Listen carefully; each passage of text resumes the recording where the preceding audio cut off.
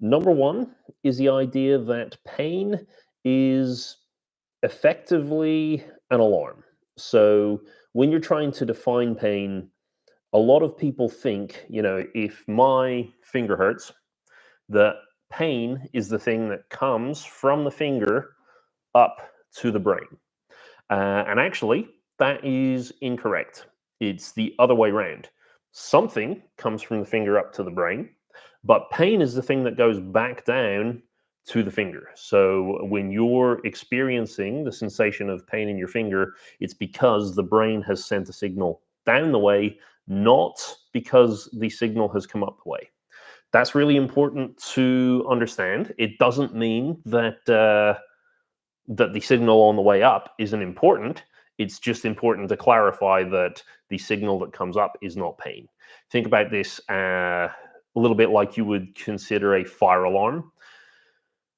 The alarm sound isn't the thing that's causing the damage to the building. The fire or the smoke is what's causing the damage. The fire or the smoke is most of the time what's triggering the alarm, but they're two very different things and they have two very different purposes. The fire is doing its own thing, it wants to burn the building to ashes. If you could put a human motivation on it.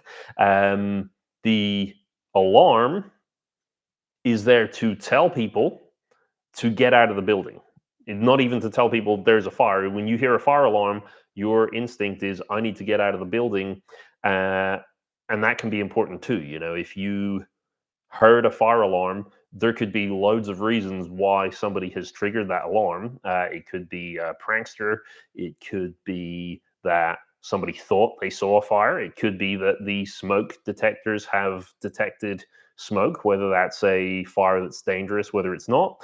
It could even be, maybe your building just has one alarm system and, there's a burglar or a terrorist or something else inside that results in the security staff wanting your building to be evacuated. And they don't need to say, oh, well, let's make sure we got the right alarm. We've got an alarm that gets everyone out of the building. We don't have to be any more accurate with that information. So that is quite a good analogy to how pain works. We can experience the alarm from pain for a number of different reasons. There are so many different reasons and they're so complex that we can't really get into it here. But we do just need to clarify that, pain, the signal of tissue damage, of threat, danger, pressure, all of these things could come from the joint. Your brain could also be getting signals that, are coming from somewhere else in your body, or coming from elevated stress levels, or coming from many, many different things. So your brain is giving you that alarm to tell you something. It's not necessarily telling you that you have tissue damage in your finger. We can't be so conclusively accurate about that. Really, all the signal of pain can tell us is your brain wants you, for some reason, to pay attention to that area. So when we think of pain as a signal, it's useful to think of it as an alarm telling you to pay attention. And then if we want to figure out what's going on, we need to start building more and more evidence. If we see, my finger's bleeding, or I've had an injury to my finger previously, that might give me some good data to tell me, okay, well, this is what's going on. Maybe I'm doing something else. So maybe I've got pain in my finger because I'm using it too much, because I've actually got an injury somewhere else.